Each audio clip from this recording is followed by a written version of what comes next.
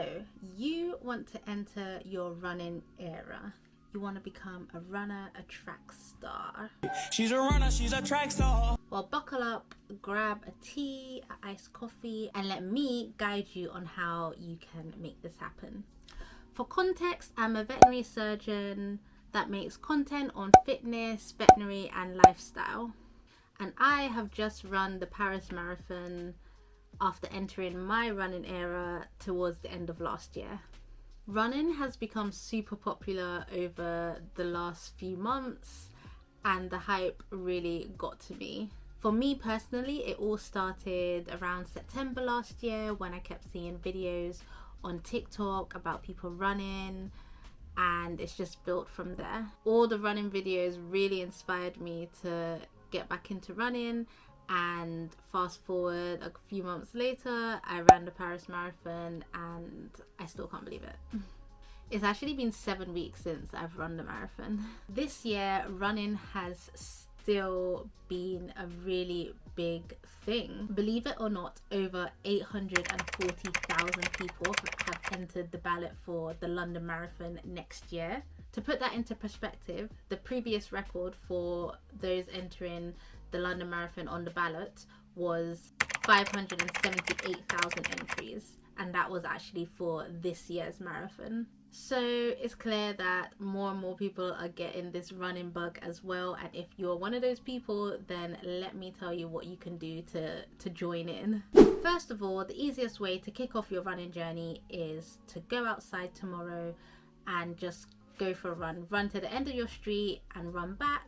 Do one lap around the streets in your area and back. It might seem like a very small step and it might seem pointless, but really that is all you need to kickstart your running era. From there, you can gradually build up your distance and your stamina. Remember, every single journey starts with a single step, and running to the end of the street might be your series or single steps that you need to kickstart your running journey.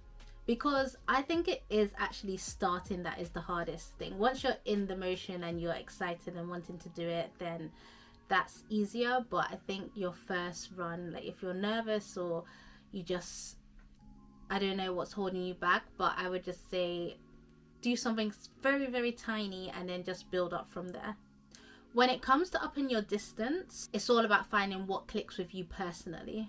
So that could be running the length of a song or two and increasing the amount of songs that you run to. It could be running by distance, so starting off with 1k, then increasing to 2k, 3k, 4k. It could even be running to certain spots, so from your house to a tree that you see in the distance, or to the second tree that you see in the distance. Or maybe you just want to run and go with the flow. Run until you hit 10 minutes, run until you hit 15 minutes, 20 minutes. But it's all about what you feel will make you go to the next step. You can also follow a plan such as Couch to 5k, which gradually increases your running time over the weeks. I haven't done this plan personally, but I think it starts with walking and then gradually increases your running time. But really, I think that you just need to start and just go out there, see what you can do. Don't push yourself too hard, and run slowly as well, because everything else will come after that. Okay, so let's talk running gear. When you're starting, you really don't need much. You really don't need much, because you're going to be starting with short distances. So if you're a girl, you literally just need a supportive sports bra, some leggings or shorts, whatever you prefer. I would say a running vest is still important when you're going for a short run, because if you have your phone, I just don't like running with my phone in my hand, or like even your keys. You need somewhere to place that. So I mean, you can start with a running belt, but I actually prefer the vest because it's like you're wearing it rather than the belt being around your waist. But it's whatever feels more comfortable for you. You can start off with like a cheap running vest and a cheap running belt, and then just see whatever feels better. And I do actually think it's important to get some running shoes, because before, when I was just running randomly, I just wore my normal trainers that I used to wear to the gym. But the shin splints, oh my gosh.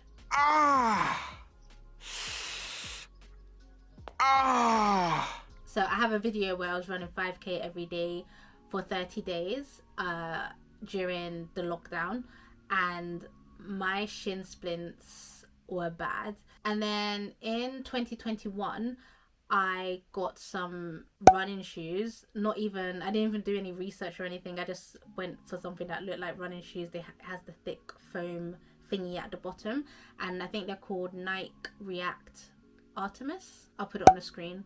But I don't get shin splints anymore, and I feel like you should invest in some running shoes. You don't need to go top of the range like the Hokas or the whatever. I still don't know about running shoes, but just any running shoes that have that are meant for running, because if you get shin splints, it will deter you from running again. So just avoid that so it doesn't stop you in your journey. And then I need to have music or something when I'm running, so I use the Beats by Dre headphones that like go around your ear, because AirPods don't stay in my ears and these ones are just very comfortable.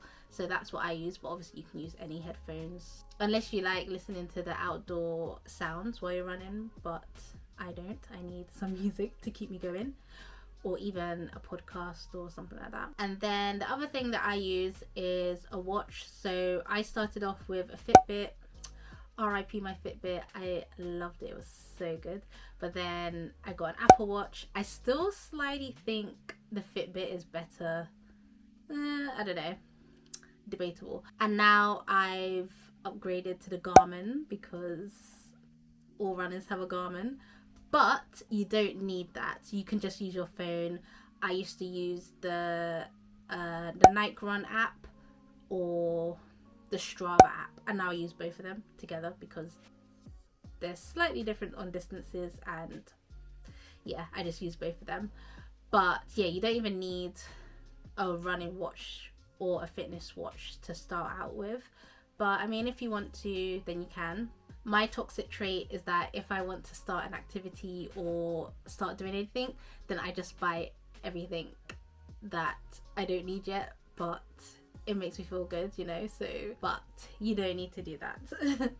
So this is something that I need to do more of, even now that I've run this marathon. I didn't really do what I was meant to do, but you should. I hardly stretch, but it's really important. I mean, everyone will tell you it's really important to prevent injury when you're running or when you're doing any sort of exercise, really. So you should really stretch before you start running, and obviously after you run. Warm up with dynamic stretches before you run, and then cool down with static stretches when you finish your run.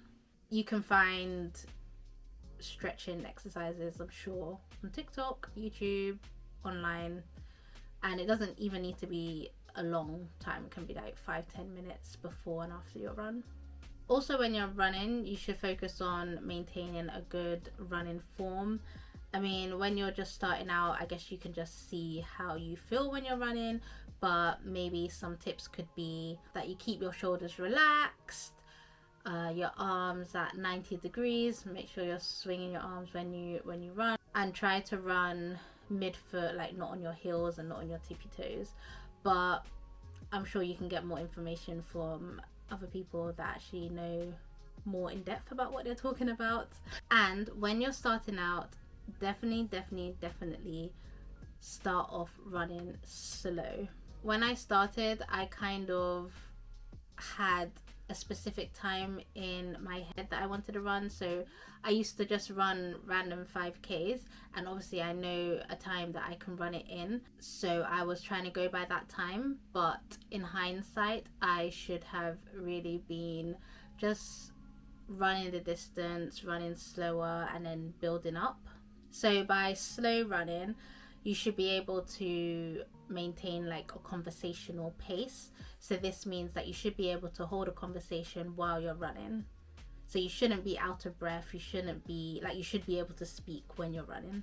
And this will help you to build endurance without overextending yourself. So it's important that you set goals and track your progress, because that's how you'll know if you're improving or when to increase your distance or your time. So you should be setting specific realistic goals. For example, running a certain distance without stopping, or running 2 to 3 times a week, or gradually increasing your speed over time. And as I mentioned previously, you can track your progress using the Strava app or the Nike Run app. I'm sure there's others, but those are just the 2 that I use. You can also experiment with a running routine, see what fits you best. For example, do you prefer running in the morning, or do you prefer running in the evening? Are you more likely to run before work or after work, on weekdays or weekends? Do you prefer outdoor running, or do you prefer treadmill running? Personally, I hate treadmill running. There's just something about it that I just can't do it. I've tried, and I'm sure when I was younger I was able to run on the treadmill, but I think now that I've experienced outdoor running, I just love it so much that when I go on the treadmill, I'm just like, I can't do this. But some people might prefer that. So nutrition and hydration. Usually when I run in the morning, I run fasted, so I don't have anything to eat before I go for my run. And that's because I love coming back from my run, having a shower, and then just having a nice big breakfast, like sausages, eggs, toast, just something nice and hearty. Whereas if I eat before, I feel like, oh, I can't really eat again because my run's probably going to be only like half an hour to an hour. So I just like the feeling of knowing that I can enjoy some food afterwards. However, I really notice a difference when I eat something before. So sometimes I have like 2 Weetabix with some milk, and I feel better in my run. So yeah, maybe it is better to eat before, especially if you're going on long runs. On my long runs that were like over an hour, I definitely ate before, because yeah, you're gonna run out of that energy. But in the beginning, I think you're okay with not eating if you're doing it in the morning. If you're just going for like a quick, like a 10-15 minute run, you can see for yourself what's best for you. When you start to build up on your longer runs, then that's when you can start having electrolytes and gels. But for now, in the beginning stages, you really don't need gels. The first time that I realized that I needed some gels or some sort of fuel during my run was when I tried to do a 25k on the lead up to the marathon training.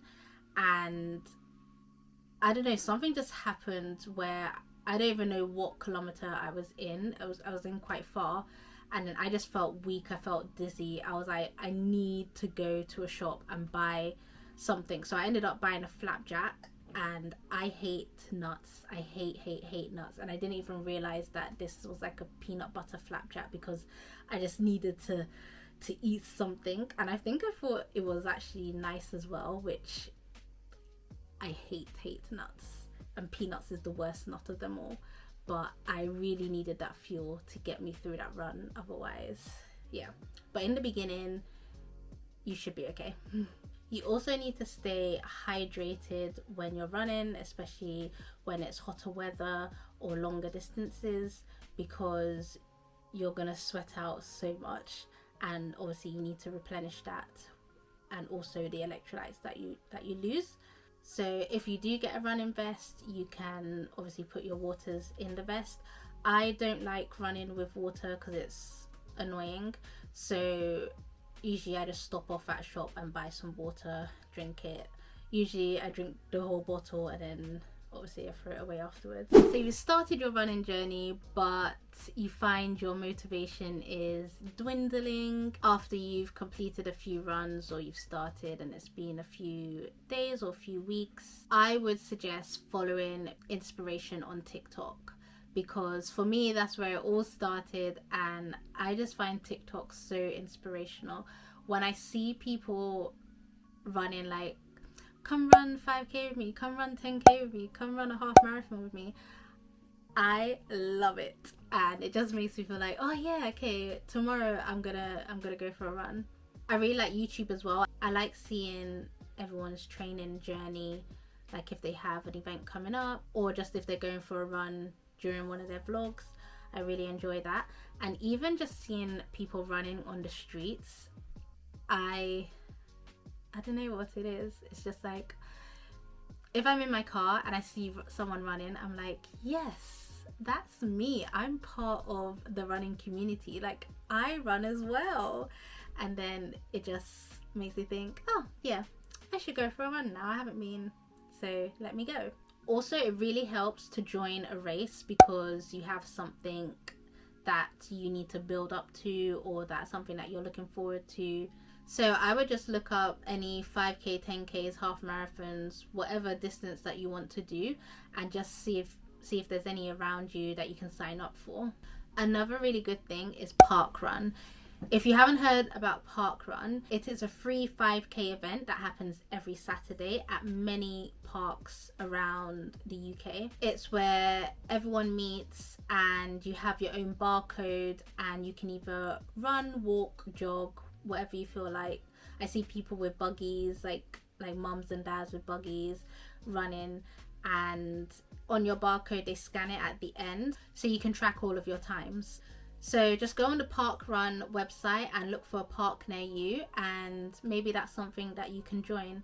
And it's not, you're not committed, you can do it. I've done it sporadically. When I was at uni as well in Nottingham, I did one in Nottingham. And yeah, it's just nice. You can go to many different parks. You don't have to stay in the area that you're from. You can just join random parks. Some are more hilly, some are more flat, but yeah. They also have like merchandise that you can buy. So when you hit a certain amount of runs, you can get a t-shirt with the number on it. So I think the lowest amount is 10, then it's 25, and then 50 park runs. So each time you hit that milestone, you can buy one of the shirts, and then obviously everyone knows that you've run that many. Rest days are crucial for recovery and preventing injury. Make sure you use your rest days to stretch, foam roll, maybe even a cheeky steam and sauna, which I love.